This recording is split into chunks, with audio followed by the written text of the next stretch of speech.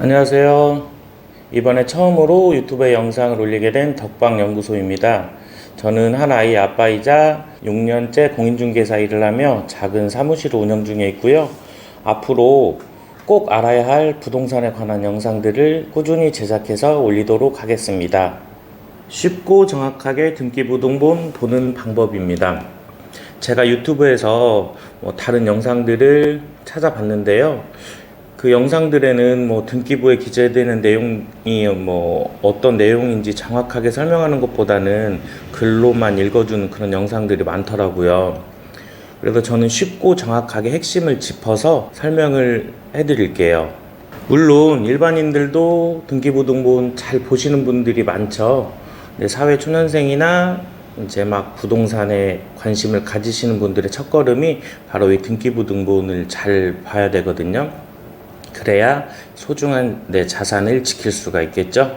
등기부등본 복잡하게 생각하면 어렵고 쉽게 생각하면 아주 쉬워요. 경매나 권리 분석을 정확하게 하기 위해서는 이제 심도 있는 공부가 필요할 텐데 이 정도만 정확히 알면 어디 가서 눈치 보지 않고 핵심을 짚어서 이제 계약을 하실 수가 있어요. 먼저 등기부등본을 열람하려면 인터넷 등기소 사이트나 이제 법원 등기소에 방문해서 이제 열람이나 발급을 하실 수 있는데 저는 항상 인터넷 등기소에서 한 건당 700원 정도 결제를 하고 열람을 하고 있어요. 등기부등본은 우리가 주변에 쉽게 볼 수 있는 이제 집합건물 등기부, 토지 등기부, 건물 등기부 이렇게 나와 있는데요. 아파트나 다세대 주택, 연립, 빌라, 오피스텔이나 도시형 생활주택 요즘에 많이 짓죠. 이러한 부동산은 집합건물 등기부를 발급받아 보시면 되고요. 이 단독주택이나 다가구주택, 원룸 이런 건물이죠. 상가나 상가주택 이런 건물들은 토지 등기부, 건물 등기부를 각각 발급받아서 권리 상태를 확인을 해 보셔야 돼요.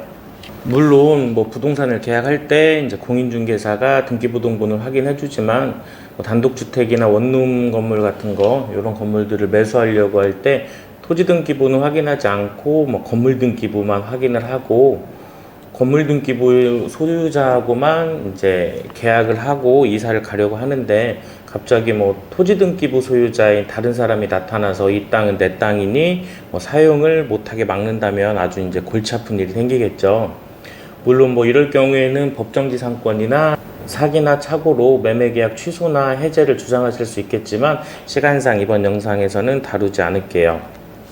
그리고 보통 상가나 상가주택은 건물 전체를 한 사람이나 이제 수인인 공유자가 소유를 하는데 이런 경우에도 토지 등기부, 건물 등기부를 각각 확인하셔야 되고 예외적으로 이제 이 공동주택인 아파트 단지 안에 있는 상가들 있죠. 이런 상가나 오피스텔에 포함되어 있는 상가 이런 것들은 집합건물 등기부를 발급받아서 확인을 해 보셔야 돼요.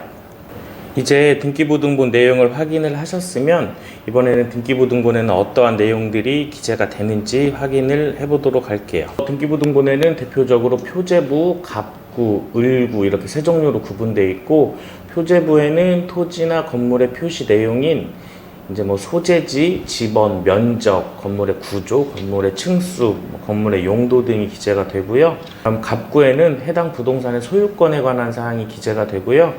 소유자, 그리고 보통 세금 미납이나 이제 소송 시 들어오는 채권인 압류, 가압류, 경매 신청 등기, 순위 보전을 위한 소유권 이전 청구권 가등기나 이제 채권 담보를 목적으로 하는 담보 가등기, 그리고 해당 부동산을 처분하지 못하도록 하는 이제 처분 금지, 가처분 등기 등이 있고요. 이런 것들이 등기부 갑구 소유권에 관한 사항에 기재가 되고 을구에는 이제 좀 전에 설명했던 이 갑구에 나오지 않는 소유권 이외의 권리에 대해서 기재가 되고요. 이 근저당권, 저당권, 담보물권으로서 이제 개념은 같다고 보시면 되고요. 보통 대다수의 경우는 이 근저당권을 많이 설정을 하게 돼요. 제가 그동안 일하면서 저당권이 설정되어 있는 경우는 거의 보지 못했거든요. 근저당권과 저당권의 차이는 검색해 보시면 자세하게 나와 있지만 법률 용어라 복잡하고 이해가 안 되실 수도 있는데 근저당권이란 계속적인 거래 관계로부터 발생하는 불특정 다수의 채권을 장래 결산기에 뭐 일정한 한도에까지 담보하기 위해서 등기부에 설정하는 권리가 이 근저당권이라고 하는데, 쉽게 얘기해서 만약 은행에서 1억 대출을 받을 때 대출 원금이 1억이면 일정 상환기간 동안의 이자를 포함한 채권 최고액을 등기부의 근저당권으로 설정을 하게 돼요. 보통 저희가 대출을 할 때 금융권에 설정하는 게 이제 근저당권이에요. 은행에서 대출 받을 때 대출 원금의 약 110%에서 120% 정도로 근저당권을 설정을 하고요. 물론 뭐 개인끼리도 근저당권을 설정을 하실 수가 있어요. 그리고 잘 아시는 사용을 목적으로 하는 전세권. 은행이나 금융권에서 토지 담보대출 해줄 때 많이 사용하는 토지를 사용할 수 있는 권리인 이제 지상권. 그리고 임차권은 임대차 계약은 전체 이제 보증금만 지급하는 전세 계약과 일정 보증금과 월세를 지급하는 월세 계약으로 나눌 수가 있는데, 흔히 말하는 이 전세 계약은 전세권 설정 등기를 하지 않으면 전세권이라는 권리가 없고, 흔히 하는 이제 집을 점유하고 선순위로 동사무소에 전입신고하고 계약서에 확정일자를 받고 그래서 얻는 권리인 대항력과 이제 우선변제권이라는 게 생기는데요. 쉽게 얘기해서 이제 경매에 넘어갔을 때 이 보증금을 후순위 권리자보다 먼저 받을 수 있는 권리예요. 전세권 설정 등기를 한 이제 임차인과 선순위로 전입신고하고 확정일자 받은 임차인의 우선변제권은 비슷한 권리이긴 한데 경매에서는 이제 다르게 되거든요. 이 부분은 여기까지 말씀드리고요. 다음 영상에서 전세권과 임차권의 차이를 정확하게 알려드릴게요. 이 임차권 등기는 월세나 전세 임대차 계약을 하고 점유 들어가서 살면 점유가 되고 전입신고도 하고 확정일자도 받고 잘 살고 있는데, 임대차 계약 만료 시에 이제 집주인이 보증금을 돌려주지 않거나 연락이 되지 않는 상황에서 부득이하게 이사를 가야 될 때 그냥 전입신고를 전출을 해버리고 이사를 가게 됐는데 이 집이 경매에 넘어가게 됐어요. 그러면 그동안에 가지고 있던 점유와 전입신고를 하고 확정일자를 받아서 취득한 대항력과 이제 우선변제권을 상실을 하게 돼요. 이런 걸 방지하기 위해서 생긴 제도가 바로 이 임차권 등기명령이라는 제도예요. 그래서 이제 집주인이 보증금을 돌려주지 않을 때 다른 곳으로 뭐 이사나 전출을 해야 하는 상황이 생기면 먼저 법원에 이제 보증금 반환 청구서 제기하시면서 이제 법원에 임차인이 해당 부동산에 이제 임차권을 등기하시고 전출을 하셔도 이 대항력과 우선변제권이 유지가 돼요. 지역권은 간단하게 말하면 내가 토지를 소유하고 있는데 내 토지에 출입이 너무 불편할 때 내 토지를 전보다 편하게 출입을 하려고 옆에 있는 토지를 이용할 수 있는 권리, 이 지역권도 등기가 돼요. 이제 등기부에 어떤 것들이 기재가 되고 어떠한 권리들이 설정이 되는지 어느 정도 감이 오신다면 이제 실제 등기부 등본을 간략하게 이제 확인을 해볼게요. 먼저 아파트인 집합건물 등기부예요. 가장 처음 확인해 봐야 되는 게 맨 아래에 있는 이제 열람 발급 일시거든요. 날짜와 시간까지 아주 정확하게 나와 있고, 계약을 하는 시간에 그 직전에 꼭 열람 발급을 하셔야 그 상황에 실제 권리 관계를 이제 파악하실 수가 있어요. 이제 여기 보시면 상단에 해당 부동산 뭐 주소가 이렇게 나와 있고요. 집합건물 표제부, 한 동의 건물 표시가 나와 있고요. 뭐 소재 지번, 건물 명칭, 뭐 건물의 구조, 각 층 면적들 이런 게 기재가 되어 있고요. 다음은 이 집합건물 등기부에만 나와 있는 대지권 목적인 토지의 표시. 이건 우리 아파트 전체 땅 면적이 이렇게 나와 있어요. 표제부가 여기 하나 더 있죠. 전유 부분에 건물의 표시라는 건데요. 우리 집 실제 전용 면적이라고 보시면 됩니다. 이 대지권의 표시는 우리 아파트 전체 땅 면적 중에 내가 가지는 땅의 비율인데, 여기 이렇게 나와 있죠. 전체 땅 면적분에 내가 가질 수 있는 권리. 이거 아주 중요한 내용인데요. 향후 재건축이나 재개발 시 권리가액을 산정할 때 자료로 이용되기도 해요. 대지권의 종류는 보통 이렇게 소유권으로 되어 있지만 임차권이나 지상권으로 되어 있는 경우도 아주 가끔 있고, 대지권이 소유권으로 되어 있어야 정상적인 집합건물이라고 보시면 되겠고요. 이제 갑구 소유권에 관한 사항인데요. 등기 원인과 목적은 매매로 인한 소유권 이전이에요. 현재 소유자의 이름과 주소가 기재되어 있고 뭐 매매 금액도 기재가 되고, 예전 등기부에는 이 매매가액이 기재가 안 되어 있는 경우가 많아요. 그리고 을구 소유권 이외의 권리에 관한 사항 보시면 보시는 것처럼 근저당권이 설정되어 있죠. 이 채권 최고액, 근저당권이 설정되어 있어요. 근저당권 금액이 이 채권 최고액이라고 해요.